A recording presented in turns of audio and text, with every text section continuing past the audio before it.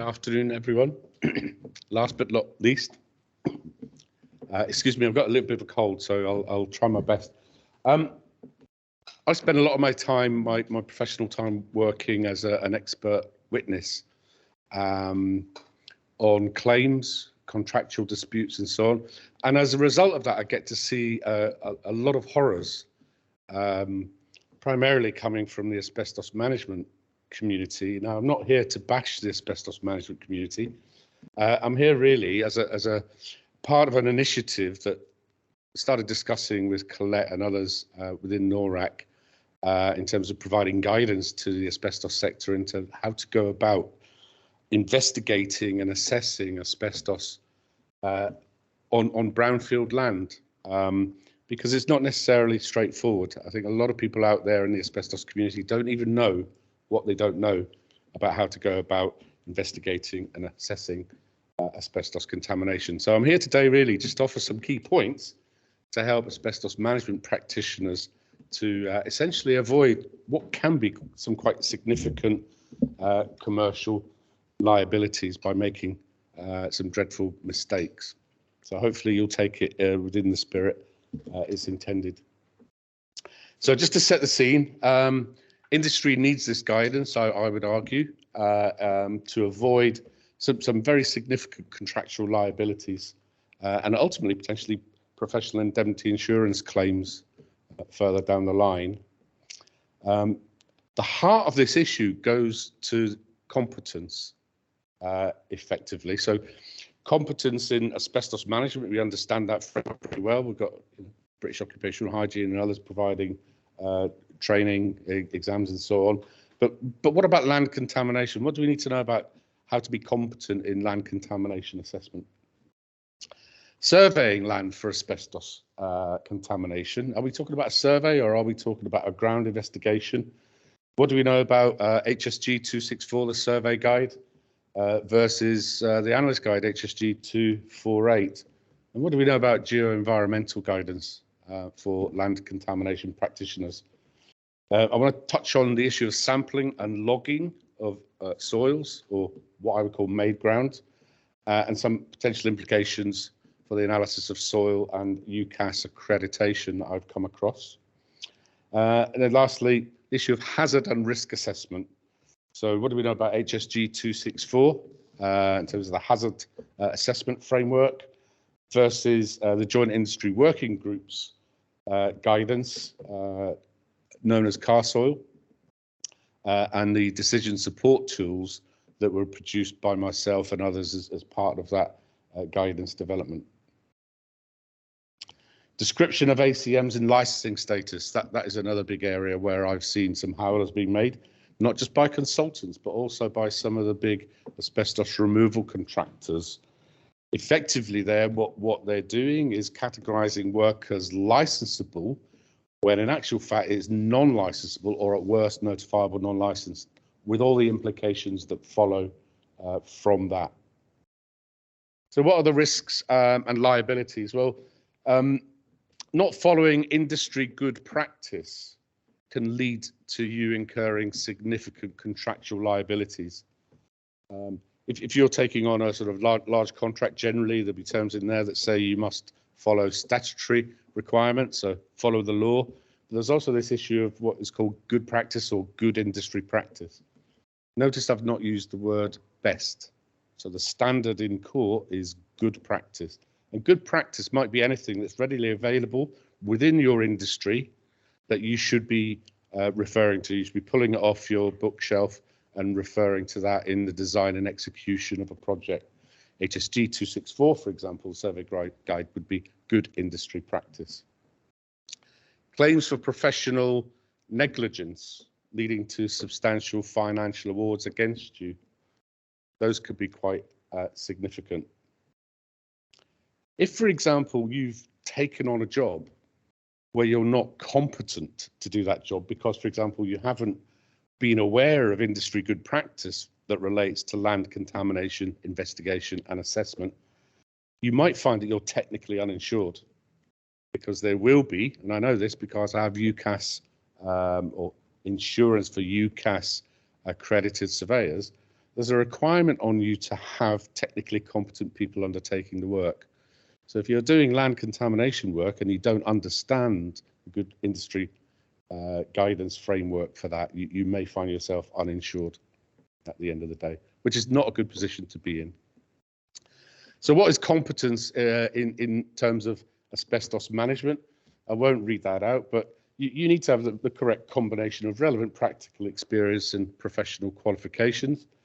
For land contamination, the NPPF, or the National Planning Policy Framework, bear in mind a lot of this land contamination assessment work is driven by development and planning.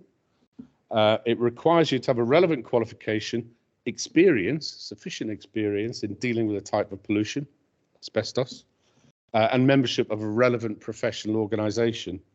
Now, that doesn't mean a member of BOHS or FAM. It means something related to the land contamination assessment community. Okay, and that in turn means that you have to abide by that professional organisation's code of conduct or professional standards. So in effect, if you're doing land contamination work, you really need to know what you're doing and have the experience and membership to back that up.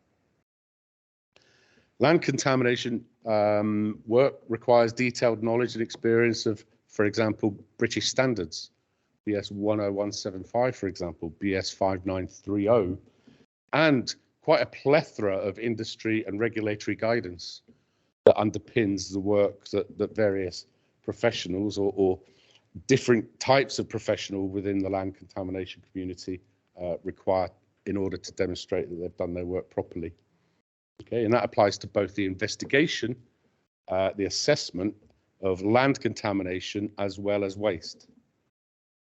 Bearing in mind, a lot of this work is driven by development, and ultimately a lot of this soil or made ground will be excavated and disposed of as waste. So we need to know the waste framework inside out as well. This guy here, has he got it right? Yeah, his philosophy is if you get an amazing opportunity, say yes, and then figure out how to do it later. I'd argue if you do that for land contamination, you might end up in court facing a significant claim.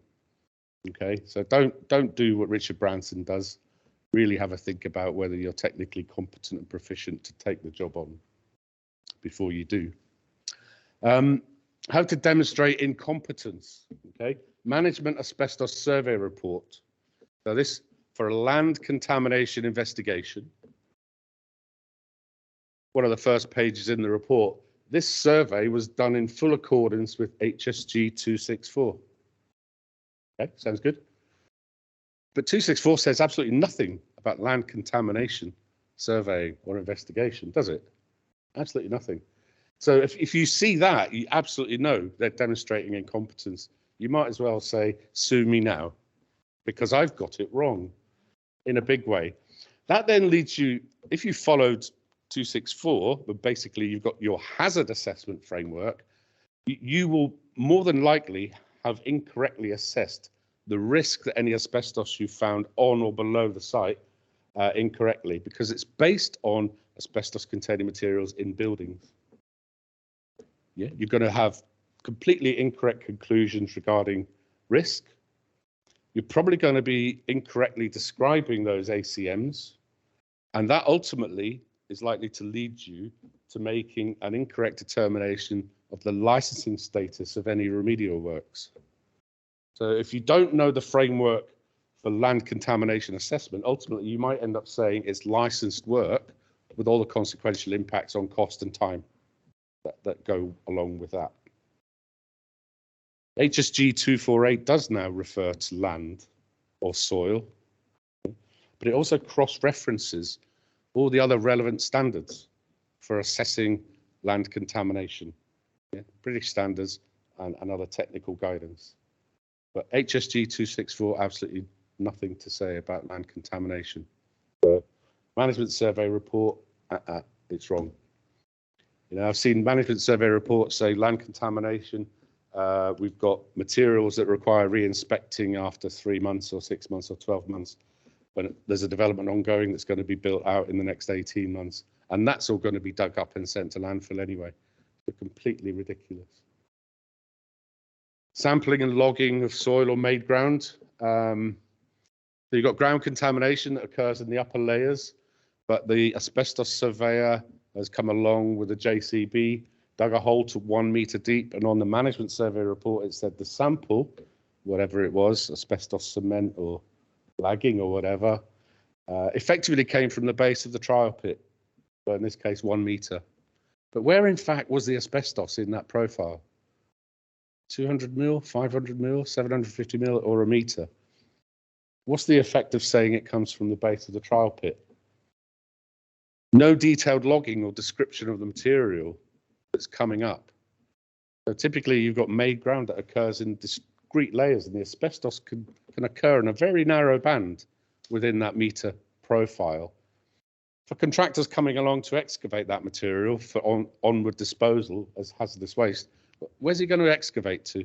Yeah, you're likely going to be overestimating the amount of material that has to be excavated and disposed of as hazardous waste. And I'll tell you now, there's a huge difference between 250 mil and 1,000 mil in terms of the cost of disposing of all that material to landfill. Soil and made ground is not dust, at the risk of stating the obvious. I've seen that on a report, sampling a stockpile of contaminated made ground. They called it dust so they could analyze it in the laboratory. Qualitative analysis of ACMs in soil does need an extension to your UCAS accreditation. You can't get around it by calling it dust. If it's soil, it's soil. Absolutely not dust. HSG 264 algorithm, yeah, it must not be used for assessing contamination of land by asbestos. Yeah, we've now, since 2016, got the car soil industry guidance that was developed in conjunction with HSE, specifically to codify the asbestos regulations and code of practice for working with asbestos on land. And HSE recognised that asbestos on land poses a significantly lower risk of exposure compared to coming across asbestos materials in buildings. That's primarily because the work is going to be done outdoors, and generally speaking, we're dealing with wet or damp material. So the risk of exposure from fibre release is significantly lower. So HSG 264 and HSG 227, if you use that framework as well for priority assessment, will give you an overestimate of the hazard and the risk. So what do you use instead? Well, you use the Joint Industry Working Group work category and a receptor risk ranking decision support tools. They're spreadsheets, they're downloadable from the CLARE website. That's the first page of the work category spreadsheet. At the end, it will tell you whether the work is non-licensed, notifiable, non-licensed, or licensed, to give you some basic controls. But the assessment framework is completely different to HSG 264. Likewise with the receptor ranking tool. This one's a bit more sophisticated, gives you the opportunity to look at potential risk to off-site receptors from a range of different activities during construction development, for example. So use this, not 264 and 227. Effect on licensing status, okay. Regulation 2 of CAR provide fairly inflexible definitions that apply to material that's either always licensable or will be licensable if it's not short duration work. Again, I spent a lot of time with HSE, and this is cleared by their lawyers. We came up with a workaround based on the understanding that the risk is significantly lower to provide for situations where work with material that might once have been those materials, coatings, insulation and lagging and AIB, may not be licensable automatically. So, and this applies where you're on site and you haven't got clearly identifiable original form coatings, insulation or AIB. So what does that mean in practice? Well, it means if you've got a trained and competent person on site and they're capable of identifying material that's presumed to be one of those ACMs from its appearance on situ on site. So if you've got lumps of concrete with asbestos stuck to it, that's always going to be a coating. If you've got loose fibrous material mixed up in soil, then you can't reliably describe it as a coating. You can't reliably describe it either as insulation or lagging. Likewise, if you have a very badly broken up board, you can't necessarily readily describe it as AIB. So if it's not clearly identifiable original form, the correct term would be loose fibrous asbestos and or fibrous board. Yeah. So that allows us then to take the material out of the requirement to automatically call it licensable work, unless of course our assessment shows us that we're likely to approach or exceed the control limit. So it doesn't have any impact on health and safety. It just gets around this very rigorous administrative requirement to comply with Regulation 2. That can offer up some significant benefits on site, particularly when you haven't necessarily discovered all the asbestos that's present in the ground. It's not licensable work. You don't have to stop work, notify it 2 weeks with all the on costs that might tract there. A little learning is a dangerous thing. Okay, I use this in training quite a lot, and risk comes from not knowing what you're doing.